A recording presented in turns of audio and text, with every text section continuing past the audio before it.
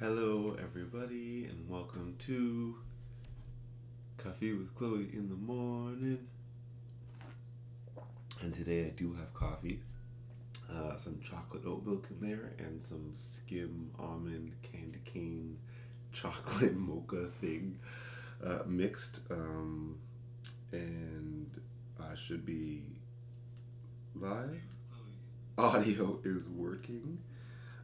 Oops, I did not mean to close my screen because if someone does chat, I like knowing that I'm able to see the comments as well. The OBS software now does allow you to see the chats. I just don't like that chat software. I like YouTube's chat software. Anyways, I'm doing a series, I suppose, along with the crypto engineering study group in Rust that Thor and I guess, are hosting with uncloak.org or Uncloak currently. So you can find the information at uncloak.org. Either way, I'm Chloe, co-founder and I guess CEO of the Marma J Foundation, where we just try and leverage Web3 tech for social good. Honestly, we just believe in building openly on using cryptography. I think blockchains provide a pretty efficient way to do so. And so, but this series specifically, as part of like the Marma J Research DAO, is trying to contribute to the Uncloak knowledge graph. And so, to be able to contribute to the graph, in my opinion, you have to actually potentially know some of the information, take notes on it, to know what you might want to contribute to the graph, and proceed from there. But anyways, first and foremost for me is just understanding the information. So the first touch point is just live streaming the textbook. And previously I was reading it, like, for example, on my phone, and then I was kind of streaming it while taking notes, and I was taking more time to go through it. Now I'm trying to go the first touch point being live, and I've kind of changed the way it's read out. So I actually use this app. Oh gosh. Okay, every time I click it, it does this. Every time I left click it, I have to right click it. I forgot. So I am just going to reset this because it does take annoyingly not actually that long to get back, because it is just the beginning of the chapter, but I got to get back up to the proper size and bring it back. So let's go to the options available. And so the voice I'm currently using is the Daniel voice. Read Aloud is a Chrome and Firefox extension that uses text-to-speech technology to convert web-page text to audio. It works on a variety of websites, including... So I don't really... Read Aloud is a Chrome and Firefox extension that uses text-to-speech technology. So the normal voice isn't working. Still isn't working. I haven't restarted my computer or anything since yesterday. So that makes sense.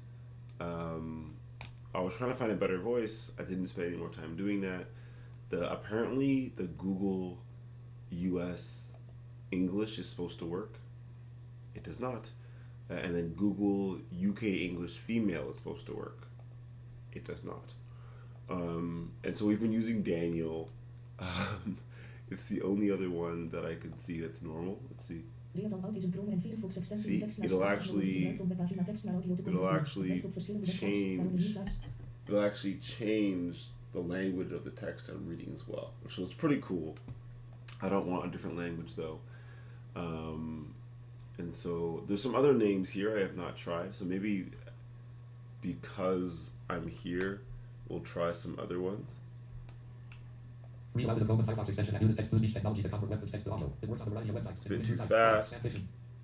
Read Aloud is a Chrome and Firefox extension that uses text-to-speech technology to convert web text to audio. It works on a variety of websites. I actually like this better than Daniel. Publications, textbooks, school and course materials. Okay.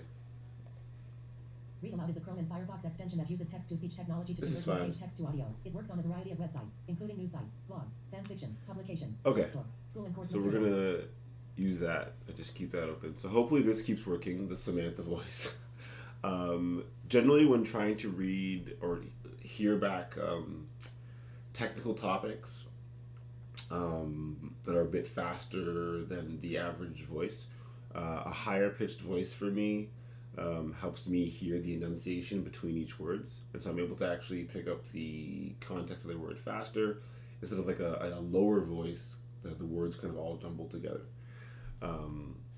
So yeah, that's why I generally was looking for a better voice that works. So Google Voices, they probably train their voices, I'm assuming, a lot so that they're easy to understand from people of all different backgrounds. So that's probably why it works well for listening to it quickly as well. But a message authentication code, or MAC, is a construction that detects tampering with messages. Encryption prevents Eve from reading the messages but does not prevent her from manipulating the messages. This is where the MAC comes in. Like encryption, MACs use a secret key, K, known to both Alice and Bob but not to Eve. Alice sends not just the message M, but also a MAC value computed by a MAC function. Bob checks that the MAC value of the message received equals the MAC value received. If they do not match, he discards the message as unauthenticated. Eve cannot manipulate the message because without K she cannot find the correct MAC value to send with the manipulated message. In this chapter we will only consider authentication.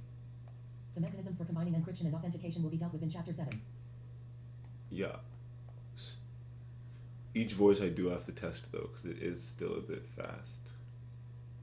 And you can like change the pitch, and maybe I'll put up the pitch.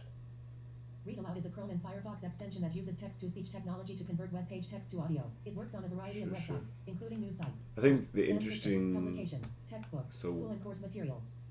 I think the interesting part as well is that you can always take any voice, like maybe, and like with Descript you can record your own voice. And you can like change the pitch. So I think these new tools are pretty interesting for trying to learn technical topics. And so the one thing I did realize yesterday was that when I do have these primes, like M prime, they do not copy and paste over. So I do have to go back in and kind of fix those. They don't get read out either, I'm pretty sure. And so, here, obviously, just, I already have, I did this yesterday, I kind of wrote the intro here. Just talking about how the message authentication codes detect, make sure the message are actually what they're supposed to be, but it doesn't actually stop someone from reading it. That's the encryption part. Yeah. Wait. Yeah. Detects tampering, so yeah, it's not from reading. Perfect. Just making sure I'm not anyways, I said it right the first time. A MAC is a function that takes two arguments, a fixed size key K and an arbitrarily sized message M, and produces a fixed size MAC value. We'll write the MAC function as MAC, K, M, to authenticate a message. Alice sends not only the message M but also the MAC code MAC, K, M, also called the tag. Suppose Bob, also with key K, receives the message M and the tag T. Bob uses the MAC verification algorithm to verify that T is a valid MAC under key K for message M. What did I just do? Don't do that. Oh, I have this open, that's why. That was almost bad. Whoops. Oh, that's why. Okay. So basically you're gonna MAC the key with the message to authenticate the message. So when Alice is sending the message over to Bob, you don't only send the message, obviously, but the MAC code, the K with the message. So if the message is different, then, this is included with it, the tag. So Bob uses the MAC verification algorithm to verify that T. So this is actually, where is it? I want to make sure I keep that down.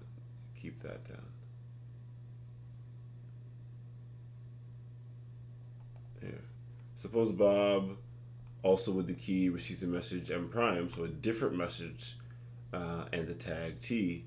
Bob uses the MAC verification algorithm to verify that the tag is a valid MAC under key for that different message. Position.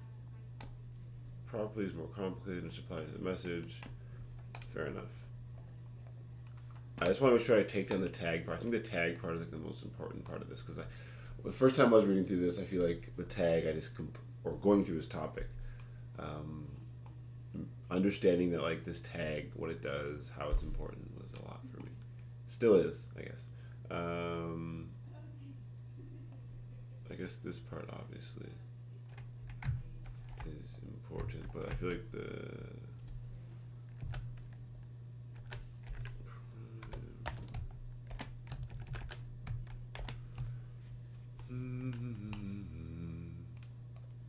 suppose Bob, also with the same key, Also with the key, receive a message on Prime and a text. Yeah. Okay. Let's just go forward, and I think for now that's high level enough. And if I need to come back, I will. I haven't even gone back through chapter 5 notes yet, and yeah, taking care of that yet. So there are various ways to define this. Okay, yeah. So I just start reading. Well, this Samantha voice is fast. Maybe I'm just tired. I haven't had my coffee yet, but I feel like the Samantha voice is fast. There are various ways to define the security of a map. We describe here our preferred definition. This definition is based on the notion of an ideal map function, which is very similar to the notion of an ideal block cipher. The primary difference is that block ciphers are permutations, whereas maps are not. This is our preferred definition because it encompasses a broad range of attacks, including weak key attacks, relate key attacks, and more. The ideal map is a random mapping. Let n be the number of bits in the result of a map. Our definition of an ideal map is, definition 8, an ideal map function is a random mapping from all possible inputs to n bit outputs. Remember that, in this definition, the map takes two inputs, a key and a message. In practice, the key K is not known to the attacker, or, more precisely, it is not fully known. There could be a weakness in the rest of the system that provides partial information about K to the attacker. We define the security of a map as follows. Definition 9, an attack on a map is a non-generic method of distinguishing the map from an ideal map function. Cryptography is a broad field. There are more formal definitions that theoreticians use. When possible, we prefer the definition above because it is broader and more aligned with the full range of attacks one might consider. Our attack model includes some forms of attacks not captured by the conventional, formal definitions, such as relate key attacks and attacks that assume that the attacker has partial knowledge about the key. That is why we prefer our style of security definitions, which are robust even if the function is abused or used in an unusual environment. The more restrictive standard definition is one in which an attacker selects n different messages of her choosing, and is given the map value for each of these messages. The attacker then has to come up with n+1 messages, each with a valid map value. I guess, honestly, for now, just taking down the definitions of, like, Mac security. For me, I would just be trying to figure out, like, how does this differentiate from block cipher security? So the primary difference is that block ciphers are permutations, whereas Macs are not. So I think we had, like, the definition right above for permutation.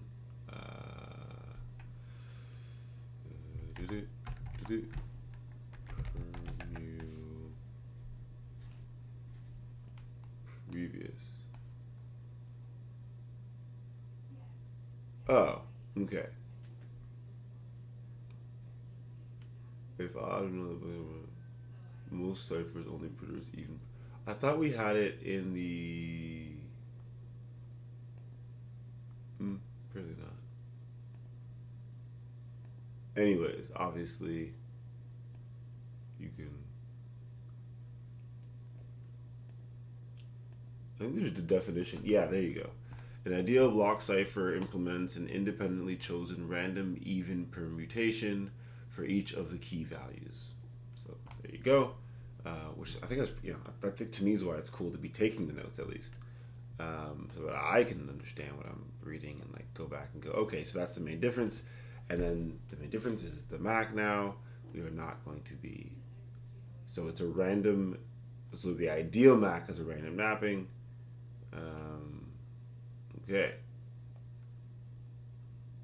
All possible inputs to n-bit outputs. Okay, so it's supposed to actually be a full mapping. Cool. I feel like I've read. Oh yeah, never mind. I haven't read the textbook on this.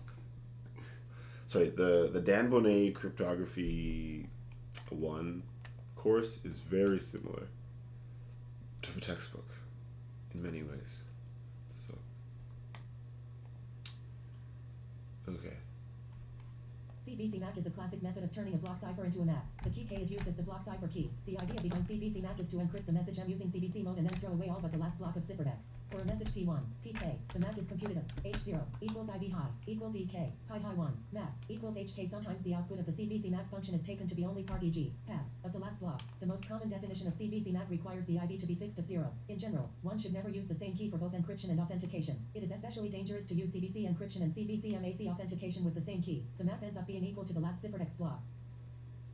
What's more, depending on when and how CBC encryption and CBC MAC are applied, using the same key for both can lead to privacy compromises for CBC encryption and authenticity compromises for CBC MAC. Using CBC MAC is a bit tricky, but it is generally considered secure when used correctly and when the underlying cipher is secure. Studying the strengths and weaknesses of CBC MAC can be very educational. There are a number of different collision attacks on CBC MAC that effectively limit the security to half the length of the block size. 20. Here is a simple collision attack. Let M be a CBC MAC function. If we know that M equals M B, then we also know that M a C equals M B C. This is due to the structure of CBC MAC.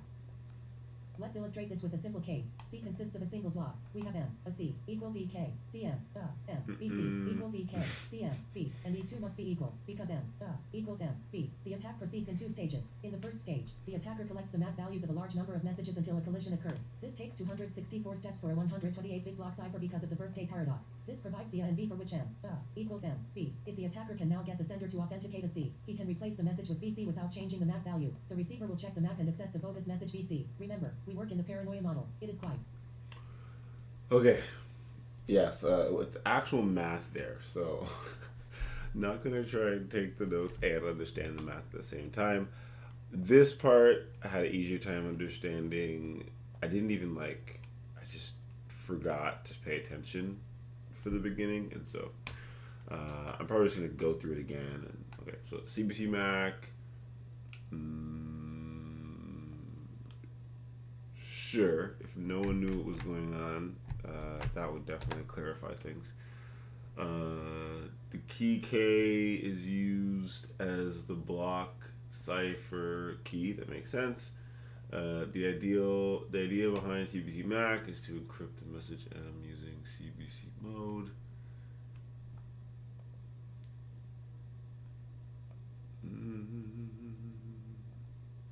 Do it all with the last block of cipher text. So only keep the last. That's a tag. I guess that becomes the tag. I hope that makes sense to me. For a message P, it's plain text all the way to K. The MAC is computed as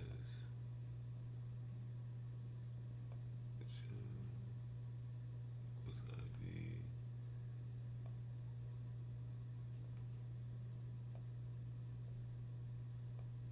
IV is 0.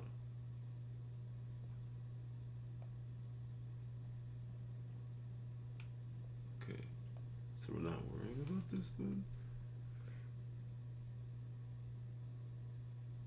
Each one is the encryption, it's plain text. You're getting rid of all but the last one, hashed with I gotta go back and look at the CBC mode now. Oh gosh. Anyways, I'll have to remind myself to do this later. Ugh, that's annoying. Okay. Not annoying, but like obvious. I mean, like, this is the point. The idea behind, the text for a message. Sometimes the output of the function is taken to be only half of the last block. Okay, so this obvious between the two of these, I think I should just take down this definition. Would be this. It's not going to like write it out properly at all, but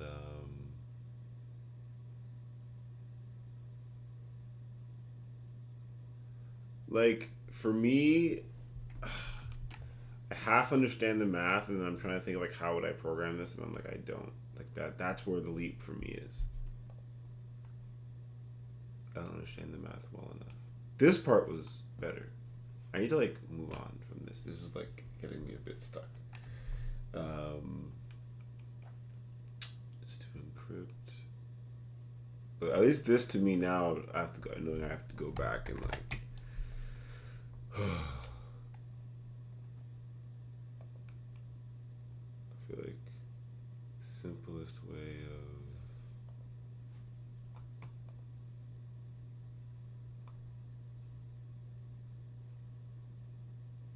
let's just take it down.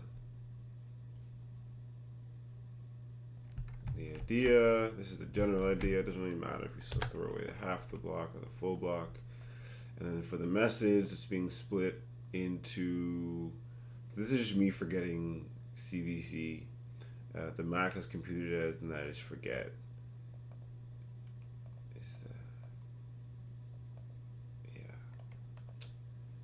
I just forget to do how it's put together.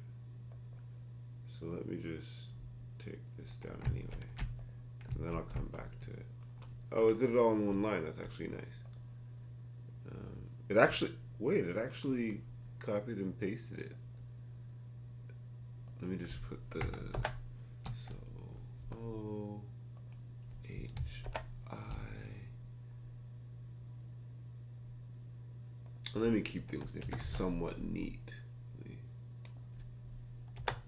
Oops.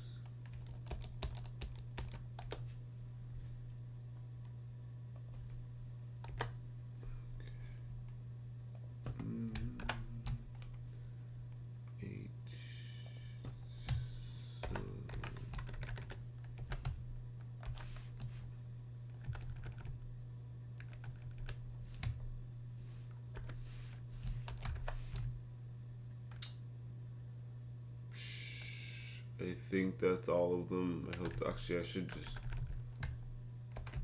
put the formatting so at least I could see it.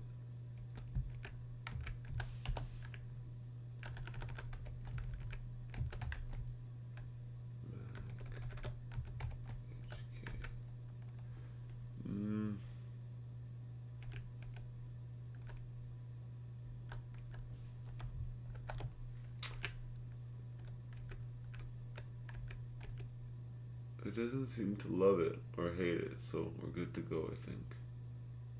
And then IV, I think I want it to be like a text. What's that thing? Can't remember the latex for like keeping something as like text. But it's like Mac is like that and IV is like that.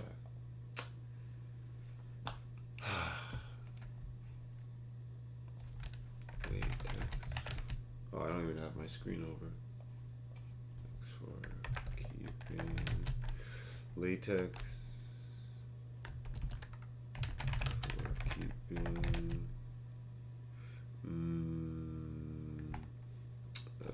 keeping characters as text. Oh gosh. I don't even think that's.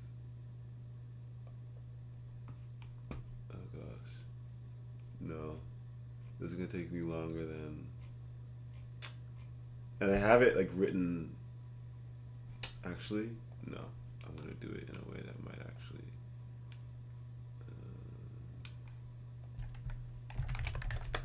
I have it. Nope. My HackMD. It's just not gonna go to. Am I logged into the wrong? I'm on the wrong browser. Okay, hopefully quicker than this. Where are my notes? Oh, here are my notes. Where I think we have it potentially.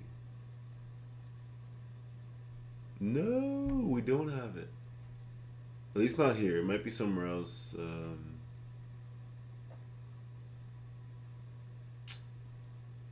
Written, but no, I don't think. Darn it. I thought I saw it here. I don't want to take up like more time than it's worth. Oh, here, key discovery. Text. It's just text. Okay, now maybe I feel a bit silly, but potentially I can just write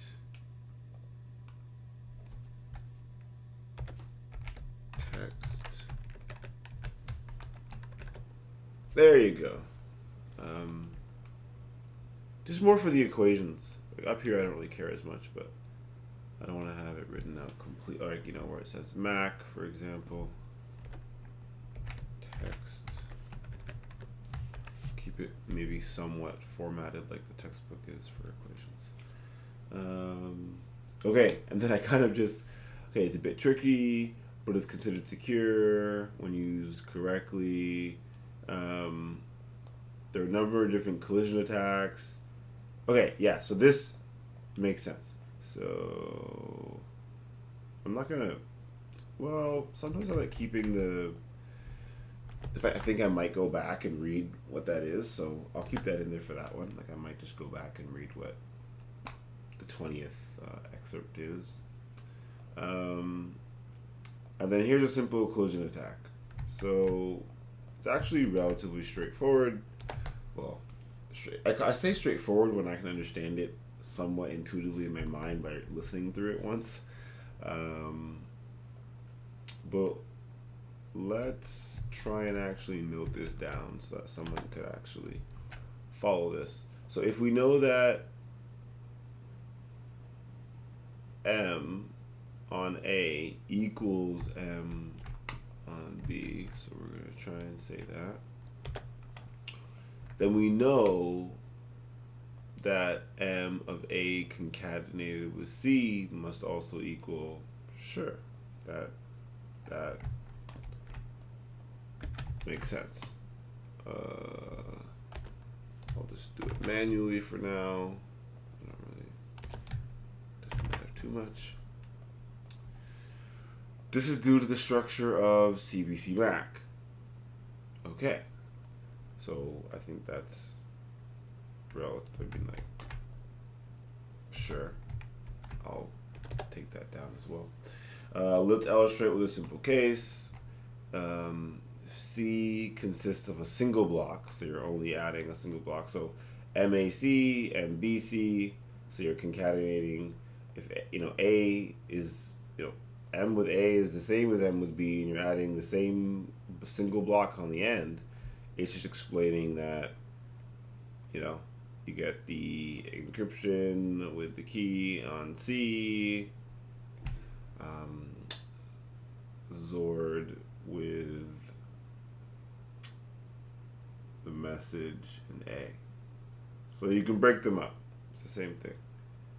And these two must be equal because, okay, yeah, I mean, this relatively straightforward again. And it did copy and paste them last time, so we're going to hope we get lucky. Let's do it together like that. And let's just try and get it done quickly here. And then, like, I don't know, this is like relatively obvious as well, but why not? Okay, so the attack proceeds in 2 stages. In the first stage, the attacker collects the MAC values of a large number of messages until a collision occurs. Okay, and you expect a collision. Okay, yeah, perfect. You expect a collision, and this is the size, you know, so this is, like, I guess, weak, but it's the half the size, birthday attack, okay? Yeah, I mean, that's just, I mean, I don't know if we need to explain all that. We've explained. I mean, if the attacker can now get the sender to authenticate AC, I mean, yeah, I don't know. That seems straightforward. So, because, I mean, like, sure. Of birthday attack.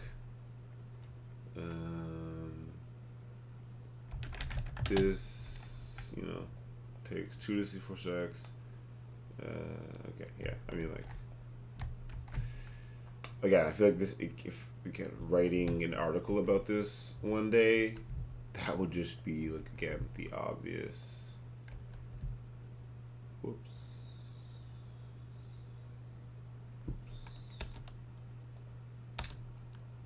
just this one, like, try to take them the minimum amount of information that I would eventually have to fill out, whoops, and this also needs brackets to actually create, or like, I guess how the knowledge connects. Like, I think what I'm not doing right now is connecting the knowledge very well. And so, like, if there was an article written about this, like I said, like, it would be great to connect a lot of context together. But, like, if for Max or CBC Max, if the main difference between the security of Max and block ciphers is their whole permutations and the random mappings, then I feel like that's probably random mappings and permutations is probably where I want to go next. I don't really want to go in this, like, I don't want to keep going in this order. I would actually want to go in, this order personally if I was going through this, and then that would require me to go to Wikipedia pretty much if that was what I was doing, which is fine. I think the whole point though is to like try and have it be a bit more efficient to traverse the graph. But anyways, for now we learn, and that was pretty straightforward. So it's quite acceptable, and we're here talking about how we work in the paranoia model. So I'm just gonna start the reading from here, and this is gonna be more like math and mental examples, but we'll see how it is.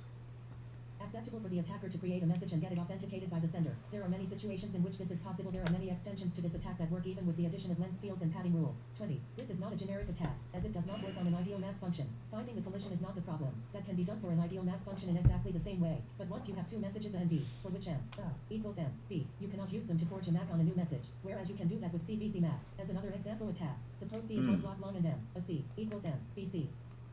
Then M, a D, equals M, BD. For any block D, the actual attack is similar to the one above. First, the attacker collects the map values of a large number of messages that end in C until a collision occurs. This provides the values of A and B. The attacker then gets the sender to authenticate a D. Now he can replace the message with BD without changing the map value. There are some nice theoretical results which argue that, in the particular proof model used, CBC map provides 64 bits of security when the block size is 128 bits, 6, and when the map is only ever applied to messages that are the same length. Unfortunately, this is short of our desired design strength, though in practice it's not immediately clear how to achieve our desired design strength with 128-bit block ciphers. CBC map would be fine if we could use a block cipher with a 256-bit block size. There are other reasons why you have to be careful how you use CBC map. You cannot just CBC map the message itself if you wish to authenticate messages with different lengths, as that leads to simple attacks. For example, suppose A and B are both one block long, and suppose the sender maps A, B, and a B. An attacker who intercepts the map tags for these messages can now forge the map for the message B, M, B, M, B, which the sender never sent.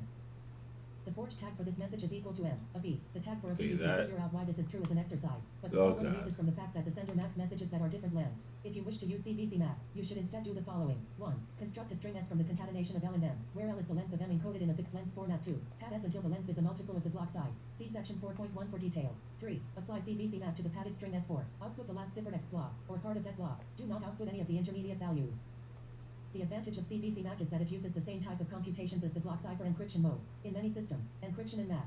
Okay, so literally, this is the math. So I feel like, let's just take down that first. So this is obviously just telling you how to do this thing. So that is fine. We could just take that down and be like, okay, if you're going to do it, I think I should be able to perfect.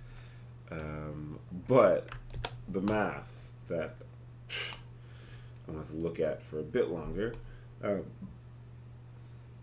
For example, suppose A and B are both one block long, and suppose the sender max A and B and A concatenated with B.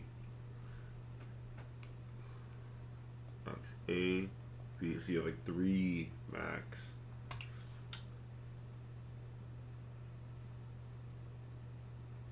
Okay, yeah, so it has to be okay. I mean, an attacker who intercepts the MAC tags for these messages, so if you get the tags back, again, T, the whole like tag thing, the first time I go through this, I was like, what? I just didn't see that word. I'm like, okay, they're getting the tag. And the tag, it explained above, was just the end part. So, can now forge the MAC for the message B and remember, this is not a real message, so they're creating a message, concatenated with the MAC of B. See, okay, I think, like, I keep, in each chapter, they're okay, so M is MAC. The MAC of B concatenated with the MAC of A concatenated with B, which the sender never sent. The forward tag for this message is equal to the MAC of AB. Basically saying that, like, yeah, algebra, okay? Algebra. The tag for A concatenated with B. So the MAC, okay, so like, and then I don't want you to tell me why. I want you to show it to me, because like I feel like, again, I intuitively understand, but like the math part is where I'm like, a lot of it is for me is like I've done enough math where I'm starting to get intuition about it, but it's really hard for me to like know what's next, and like that's normal. I think that's normal for all you like, take out your notes, and that's not what I'm doing right now though. So I was just like, take the note. I don't want. I feel like I didn't want to take this whole thing down. I just kind of wanted to get like the idea of it.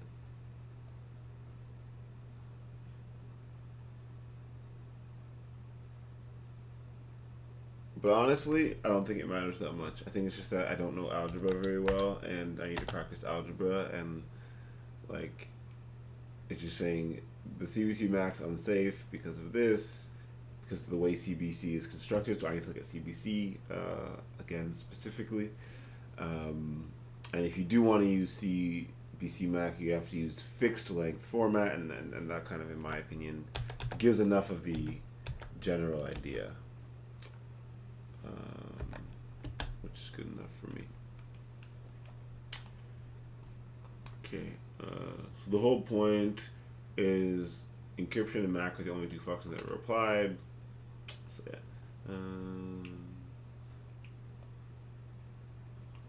Okay, so yeah. Still, we don't advocate the use of CBC Mac directly, because it is difficult to use correctly. One alternate that we recommend is CMAC. 42. CMAC is based on CBC Mac and was recently standardized by NIST. CMAC works almost exactly like CBC Mac, except it treats the last block differently. Specifically, CMAC stores one of two special values into the last block prior to the last block cipher encryption. These special values are derived from the CMAC key, and the specific one used by CMAC depends on whether the length of the message is a multiple of the block cipher's block length or not. The storing of these values into the Mac disrupts the attacks that compromise CBC Mac when used for messages of multiple lengths. Yeah, that just... So basically saying, oh, there's this issue, but basically you can solve this issue by just using a different key that works differently and XORs things. And I think like the one joke that I am starting to understand more and more is that like all cryptographers do is XOR things, and it seems like, yeah, because it just that word is not a word I can use today, but it just hides the data well, I suppose. What do I know though? I mean, only what I read in textbooks. To be fair. Oops. Okay. HMAC, and I'm sure we can guess at least what HMAC does. Hash and Mac. So here we go. Given that the ideal Mac is a random mapping with keys and messages as input, and that we already have hash functions that try to behave like random mappings with messages as input, it is an obvious idea to use a hash function to build a map. This is exactly what HMAC does. 581. The designers of HMAC were of course aware of the problems with hash functions, which we discussed in chapter 5. For this reason, they did not define HMAC to be something simple like map, K, M, as H, KM, H, MK, or even H, KMK, which can create problems if you use one of the standard iterative hash functions 103. Instead, HMAC computes H, KH, KVM, where and B are specified constants. The message itself is only hashed once, and the output is hashed again with the key. For details, see the specifications in 581. HMAC works with any of the iterative hash functions we discussed in chapter 5. What's more, because of HMAC's design, it's not subject to the same collision attacks that have recently undermined the security of SHA-1. 4. This is because, in the case of HMAC, the beginning of the message to hash is based on a secret key and is not known to the attacker. This means that HMAC with SHA-1 is not as bad as straight SHA-1, but given that attacks often get better over time, we now view HMAC with SHA-1 as too risky and do not recommend its use. The HMAC designers carefully crafted HMAC to resist attacks, and proved security bounds on the resulting construction. HMAC avoids key recovery attacks that reveal K to the attacker, and avoids attacks that can be done by the attacker without interaction with the system. However, HMAC, like CMAC, is still limited to n/2 bits of security, as there are generic birthday attacks against the function that make use of the internal collisions of the. Okay, this is why I like algebra, because basically you're like, oh, everyone tried this and everyone tried that and nothing worked, and then some people didn't use this algebra and didn't even use this algebra, but they used this algebra. And it's just like, wow, okay, you guys are awesome. Like, I'm just gonna again note it down in a simple way for now, and I'll have to come back, and when I get the chance to ever write articles on stuff like this, I'm gonna have to actually add that to dictionary. Okay. Let me clean at least that up and that up. Okay, let me actually just read this for a second. So you're gonna hash the key with A, it's a specified constant.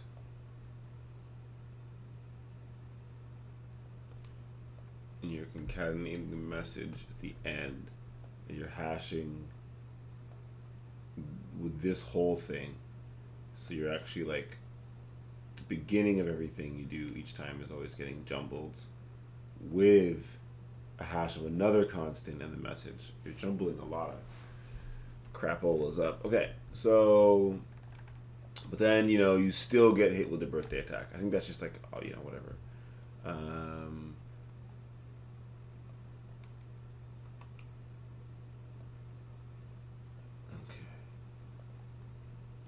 Iterated hash function. The HMAC construction ensures that these require 2n/2 interactions with the system under attack, which is more difficult to do than performing 2n/2 computations on your own computer. The HMAC paper 5 presents several good examples of the problems that arise when the primitives, in this case, the hash function, have unexpected properties. This is why we are so compulsive about providing simple behavioral specifications for our cryptographic primitives. We like the HMAC construction. It is neat, efficient, and easy to implement. It is widely used with the SHA-1 hash function, and by now you will find it in a lot of libraries.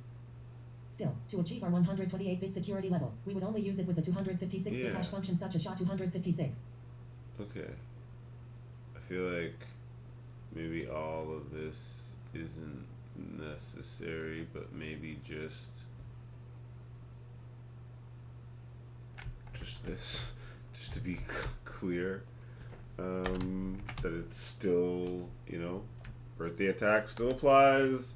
Still do, the same things you would always do. And of course, I can go back and look up specifics from, I think, again, a lot of this just requires updated specifics anyways. So, GMAC. And, this is recently new, but none of this is recent or new anymore. So, let's see. NIST recently standardized a new map, called GMAC43, that is very efficient in hardware and software. GMAC was designed for 128-bit block ciphers. GMAC is fundamentally different from CBC map, CMAC, and HMAC. The GMAC authentication function takes 3 values as input: the key, the message to authenticate, and a nonce. Recall that a nonce is a value that is only ever used once. CBC map, CMAC, and HMAC do not take a nonce as input. If a user maps a message with a key and a nonce, the nonce will also need to be known by the recipient. The user could explicitly send the nonce to the recipient, or the nonce might be implicit, such as a packet counter that both the sender and the recipient maintain.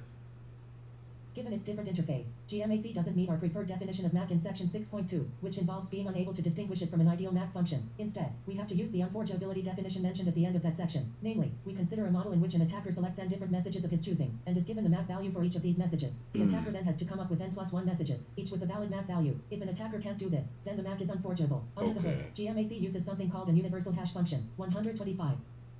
This is very different from the types of hash functions we discussed in Chapter 5. The details of how universal hash functions work are outside our scope, but you can think of GMAC as computing a simple mathematical function of the input message. This function is much simpler than anything like SHA-1 or SHA-256. GMAC then encrypts the output of that function with the block cipher in CDR mode to get the tag. GMAC uses a function of its nonce as the IV for CDR mode. Okay, so so completely just different, fair, but still gives you unforgeability. So I think that's actually a key part there.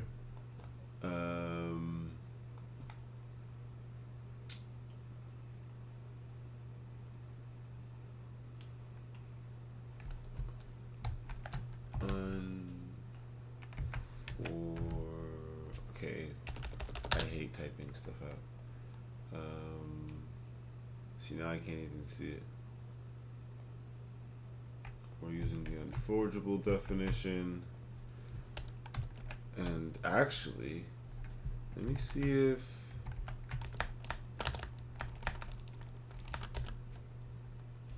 I don't know. Section 6.2. I must have taken down the definition. Huh?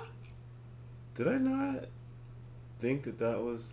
Oh, because they didn't...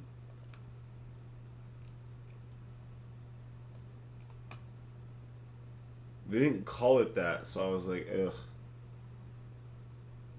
They didn't really talk about unforgeability. I don't like that. If you're gonna define it, just what? I don't know. I find that weird. Cause I'm like, what's the? Yeah, I don't know. Anyways, I'm just gonna be like, unforgeability.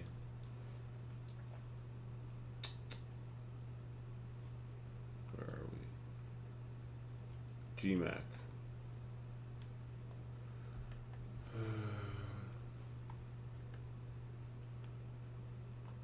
Basically,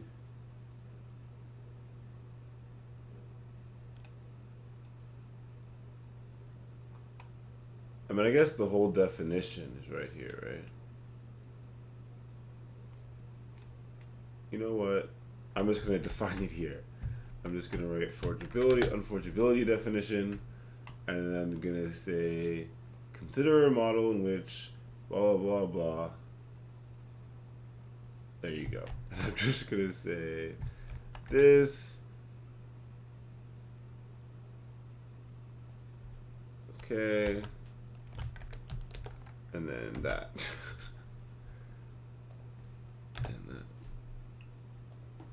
And keep that simple. Use the universal hash function, very different from the other ones. Okay. Simple mathematical function of the input message. Okay, so not even as so very simple. GMAC then encrypts the output of that function. So it takes the input from the message, encrypts it with a block cipher in CTR mode, I guess using that nonce to get the tag. GMAC uses a function of its nonce as the IV, yeah. That's simple enough. So, though that part's like this, maybe the important part. GMAC encrypts the output. This part's obvious. This part's important. And then before that, compute the sim.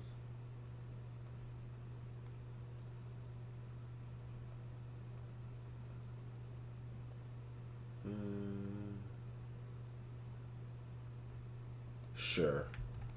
I'll use the title on both. GMAC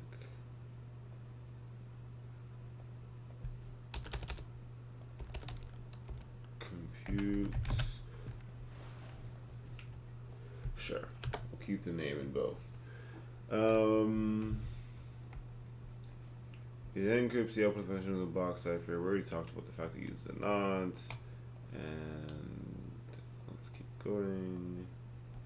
GMAC is standardized and is a reasonable choice in many circumstances, but we also want to offer some words of warning. Like HMAC and CMAC, GMAC only provides at most 64 bits of security. Some applications may wish to use tags that are shorter than 128 bits. However, unlike HMAC and CMAC, GMAC offers diminished security for these short tag values. Suppose an application uses GMAC but truncates the tags so that they are 32 bits long. One might expect the resulting system to offer 32 bits of security, but in fact it is possible to forge the MAC after 216 tries. 48. Our recommendation is to not use GMAC when you need to produce short MAC values.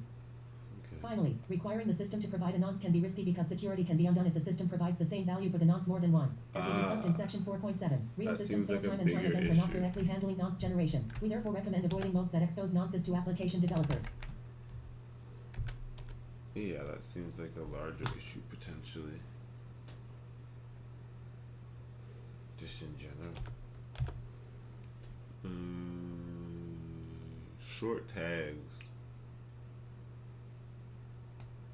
Seems like it almost wouldn't be worth using GMAC in most situations, but having the information is there, and then it's going to try and talk to us about how to decide which Mac to choose. Let's see. As you may have gathered from the previous discussion, we would choose HMAC, SHA, 256. The HMAC construction using SHA-256 as a hash function. We really want to use the full 256 bits of the result. Most systems use 64 or 96-bit map values, Okay. and even that might seem like a lot of overhead. As far as we know, there is no collision attack on the map value if it is used in the traditional manner, so truncating the results from HMAC, SHA, 256 to 128 bits should be safe. Given current knowledge in the field, we are not Okay. particularly happy with this situation, as we believe that it should be possible to create faster map functions. But until suitable functions are published and analyzed, and become broadly accepted, there is not a whole lot we can do about it. GMAC is Interesting. fast, but provides only at most 64 bits of security and isn't suitable when used to produce short tags. It also requires a nonce, which is a common source of security problem. Some of the submissions for NIST SHA-3 competition have special modes that allow them to be used to create faster maps, but that competition is still ongoing and it is too early to say So, with much like, confidence which obviously submissions there's, will be like, deemed secure. Newer solutions, but I think if I was going to take notes, like, this part I'm not understanding because it says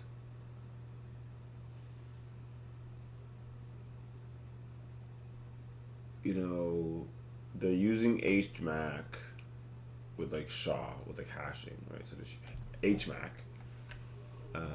So I'm just write HMAC, and then just as like this seemed interesting. Right? Because it's like, okay, you want to use the whole bits, and then like most systems use less. As far as you know, there's no collision attack.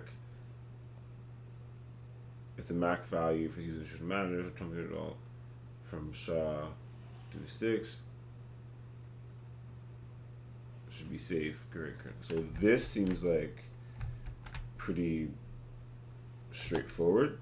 Like use HMAC, and for example, if you used HMAC and you truncated it, you should be safe as well, as long as you used it in like the traditional way.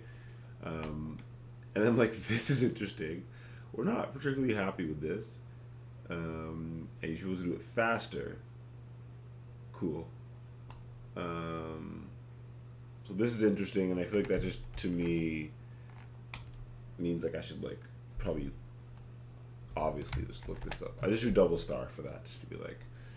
There's obviously couldn't even write an article about this yet because the information would have to be updated. And they're just saying that GMAC is fast, but not enough security. And I'm assuming that would be even worse now, like, or there's other ways to do it, but yeah. The nonces are issues, but I know in blockchains, nonces are used constantly. So, like, again, maybe GMAC could be. I'll just put this down. So that it's just like to remember that like I should write about GMAC if it's there. So using a Mac, I'll just read this part. Using a Mac properly is much more complicated than it might initially seem. We'll discuss major problems here. When Bob receives the value, the Mac of the key with the message, he knows that somebody who knew the key approved the message. When using the Mac, you have to be very, and then I'll just go back to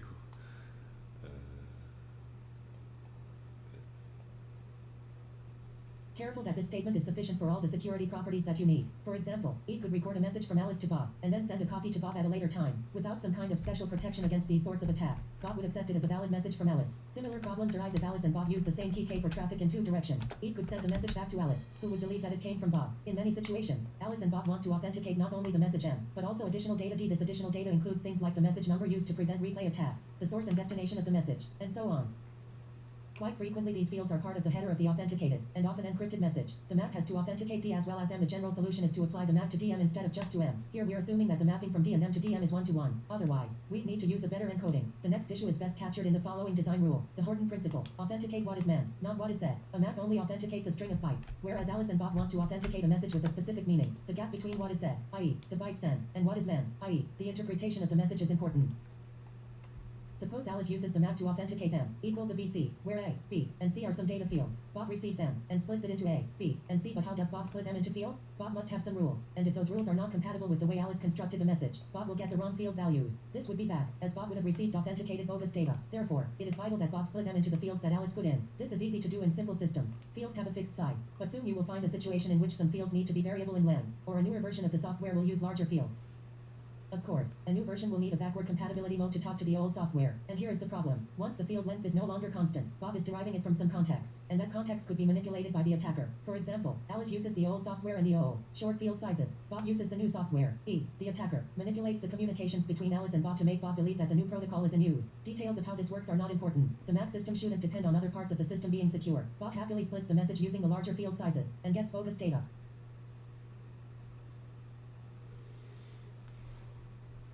I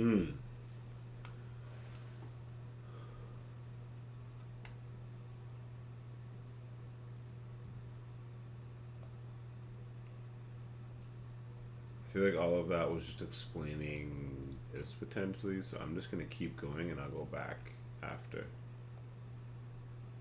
This is where the Horton Principle 122 comes in. 1. You should authenticate the meaning, not the message. This means that the MAC should authenticate not only M, but also all the information that Bob uses in parsing M into its meaning. This would typically include data like protocol identifier, protocol version number, protocol message identifier, sizes for various fields, etc. One partial solution is to not just concatenate the fields but use a data structure like XML that can be parsed without further information. The Horton Principle is one of the reasons why authentication at lower protocol levels does not provide adequate authentication for higher level protocols. An authentication system at the IP packet level cannot know how the email program is going to interpret the data. This precludes it from checking that the context in which the message is interpreted is the same as the context in which the message was sent. The only solution is to have the email program provide its own authentication of the data exchange, in addition to the authentication on the lower levels. Of course, to recap, whenever you do authentication, always think carefully about what other information should be included in the authentication. Be sure that you code all of this information, including the message, into a string of bytes in a way that can be parsed back into the fields in a unique manner. Do not forget to apply this to the concatenation of the additional data in the message we discussed at the start of this section. If you authenticate DM, you had better have a fixed rule on how to split the concatenation back into D and M. This whole thing just sounds like an amazing thing just to like, I'm just going to put like the little quote thing. Because that just seems like if you just don't read anything else in chapter 6 and you just read this in chapter 6.7, you'd probably get the idea. So I like that. And then exercises, let me just go to, again, I skipped chapter 4. I feel bad about that. Kind of, not really.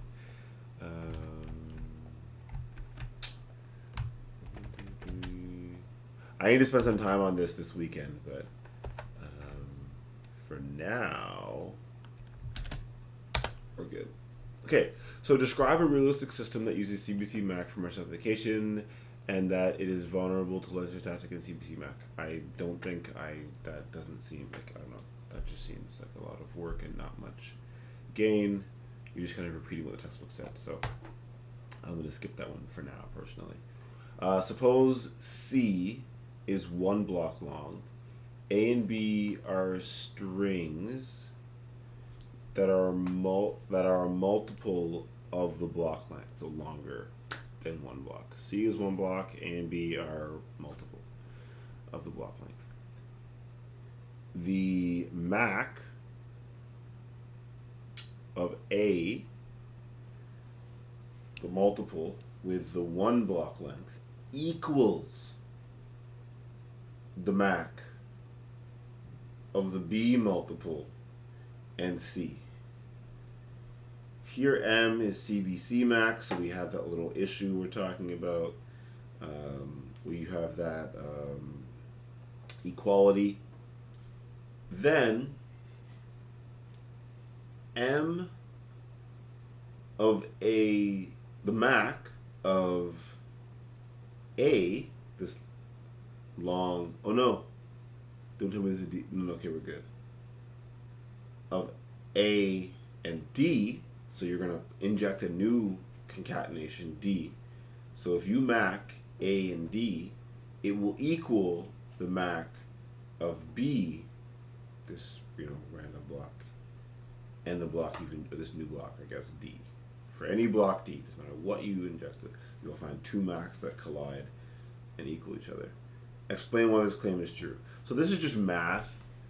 So, and it is already above, so maybe worth doing, just because I'm not good at writing these things out, and I think that it would be very easy to write out for Thor. But it would teach a lot again, right? It would teach the same thing that's already written in the textbook, and hopefully have people explain it with like math. I don't know if that's useful for everyone, so, but for now, I think it could be a useful question. Doesn't seem too complicated in general. It's just algebra, and I need more algebra work. And so, again, I can answer this intuitively using what was in the textbook. It's relatively straightforward. But what my generally, I lack the ability to then actually write down like the proof, I guess, is like kind of like the idea. So 6.3. Suppose A and B are both one block long, and suppose the sender MACs A, B, and the concatenation of A and B. So again, the same issue where you can't be MACing things of variable sizes. An attacker who intercepts the MAC tag for these messages can now forge the MAC for the message. Okay, B concatenate. We saw this in the thing. Which they never sent. The forge tag for this message. Oh, and then justify why it's true. So this again, potentially worth it. It's in my opinion, very similar to the question we just saw. We're talking about the same kind of algebra, and it was in the text saying, oh, we leave it up to you to figure out why this is true.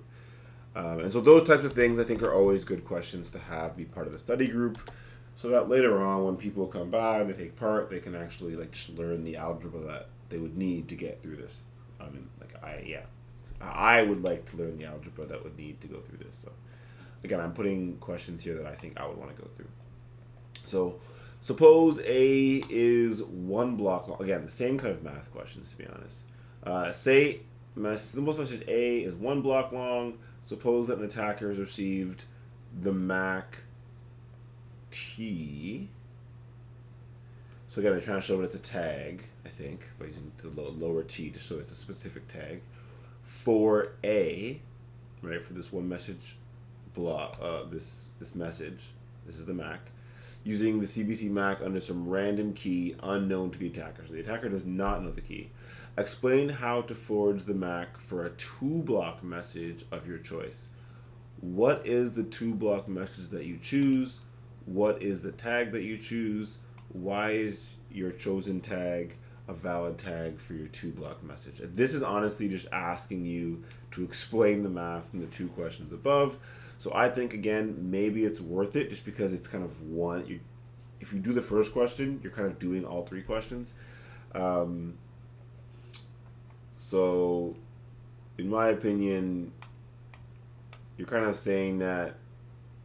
So in none of these you had the key, right? That was the whole point.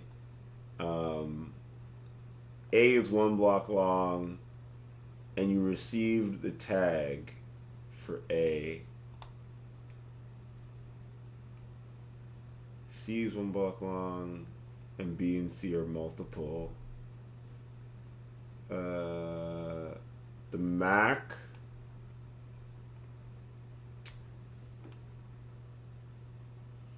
Suppose the sender MACs A, B. Yes, this one's more similar. It's this part where you, it's this one. Like the MAC of B is the tag of B. And so if you MAC'd A, this is the tag of A, MA. And so you're like, okay, explain how to forge the MAC for a 2-block message of your choice. So the 2-block message of your choice would have to be like AB, obviously, I guess, to give you B, because you have A in the MAC of A, right? So I'm guessing you have to hash to MAC AB. What is the tag that you chose? Why is your chosen tag valid? It's going to be some algebra that takes like the MAC and whatever, and because you have, yeah, okay, that's the part where like my math isn't, yeah.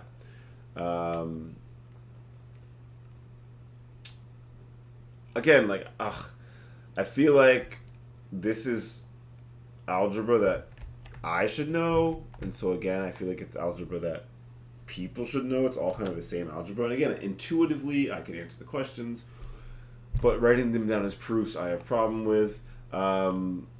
So it seems like all of these can be answered with just like the OpenSSL bash script library.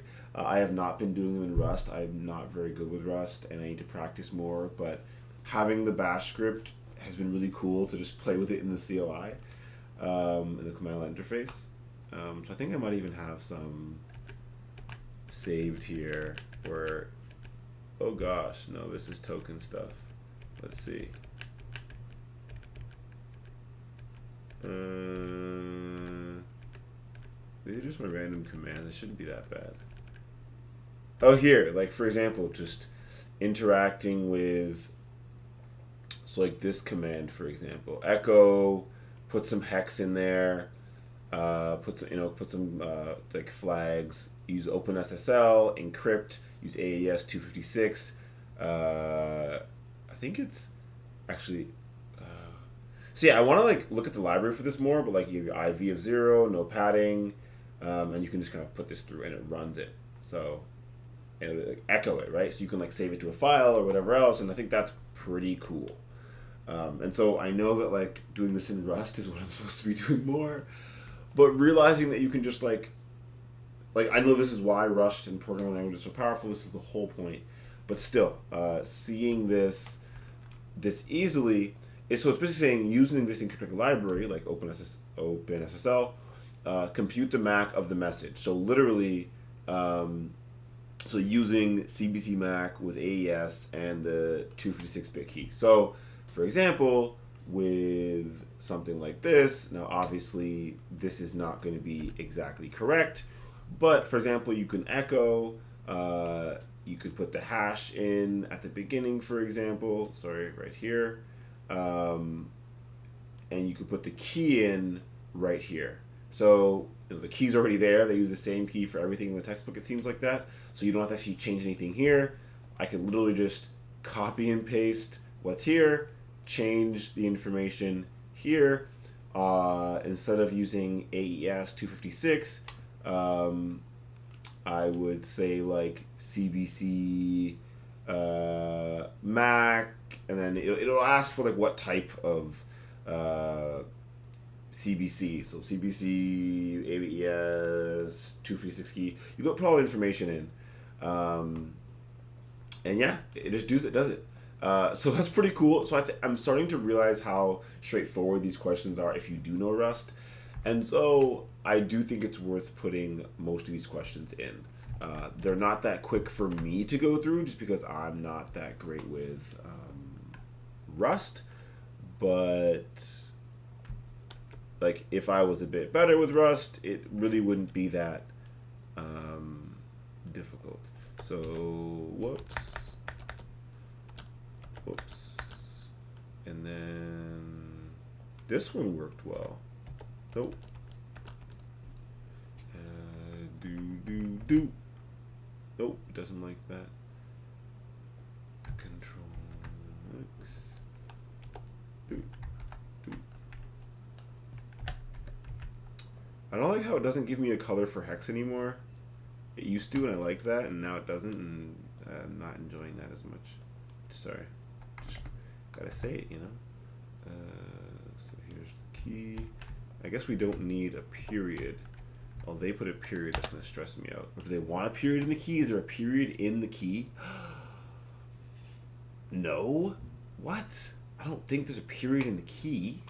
No, because they didn't put a period in this key, but they put a period here. So I think it's an accident. I don't think they mean for there to be a period. So I'm not going to put a period. And then hex. I don't like how it doesn't do it for hex anymore. I used to get colors, like pretty colors for hex. I think that's why I started just putting it in Rust. Just writing Rust beside them, because then it'll show me something pretty. Okay. Let's put that. Oops. No. No. Ugh. It doesn't like being between these two things. No. No. Very weird.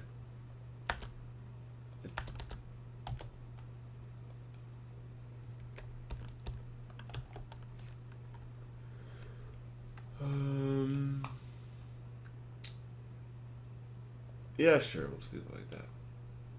And then this is the last question. So honestly, this really wouldn't take too long to go through. The math questions would take longer, and I'm just not great at math. So using that, give me the message, and then we are going to. I don't think it lets you. Oh, wait a second. Is it letting me? No, I don't think so. Let's see. Oh no. Let's see how this works. I'm hoping it lets me put all this in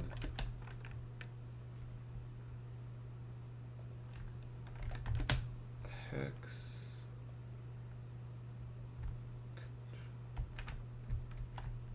Okay. Sure. Okay, now you go down there.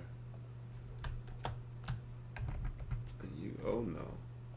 Sometimes you don't work perfectly, but I'm actually not sure. This might be able to go on there then. Oh no.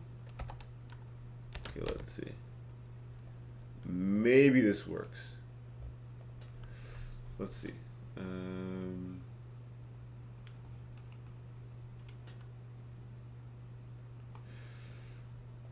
If it does work, I should be able to. Nope. Okay. So yeah, see, it just hid those.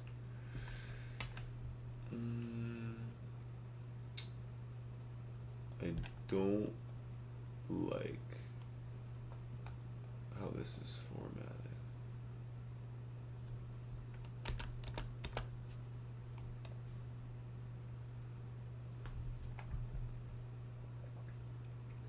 This is the exercise with this. I don't know how it's gonna look on like. There we go.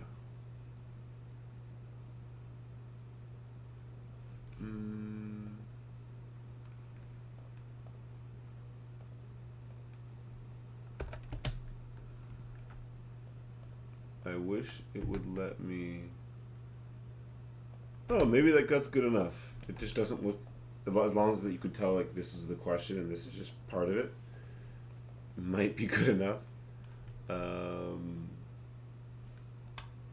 Oh.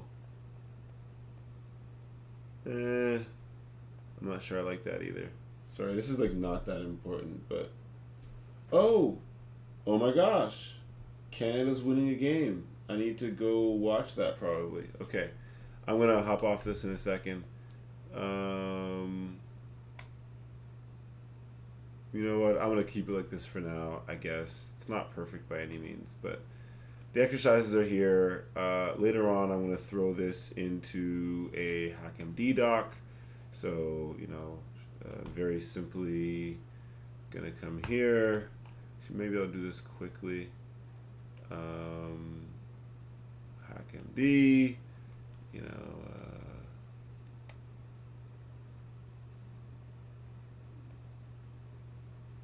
so here,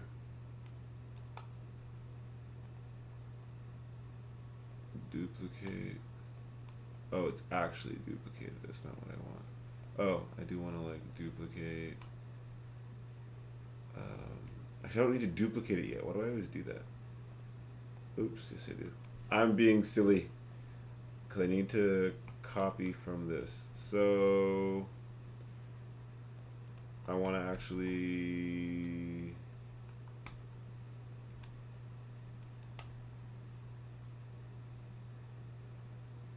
I want to take this and just put it here. Then I want to take this and put it here. And then just, oops. Just try and keep it simple as possible. Oh, I'm getting colors for, oh no. Ugh, I just used double bars, and that's why. So let's see if we can keep it simple for now. Then MA does that, explain why this is true. Oh gosh, everywhere where I put double bars, it's gonna be wanting me to do that, isn't it? Okay. I gotta hop off. Okay, everything else looks okay. So, these are all the questions for now. And I'm just going to not change any of this. Write permissions. Dang it. Thor 314. There we are.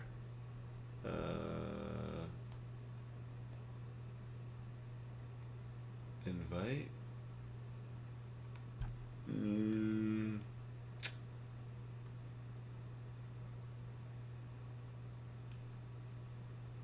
Invite. Admin.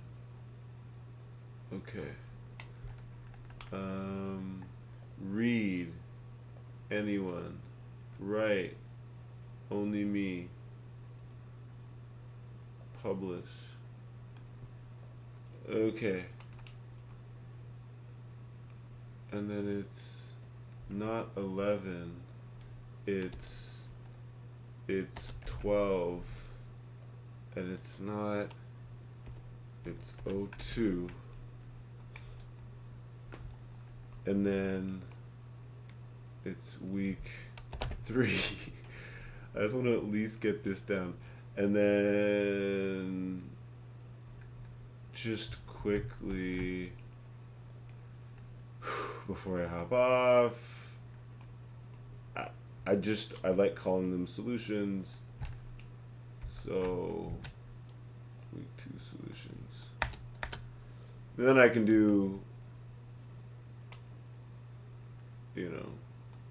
something else for that. But this is what I got so far. And I'll make the other one later. Perfect. Okay, I do have to hop off. Gonna go watch the rest of the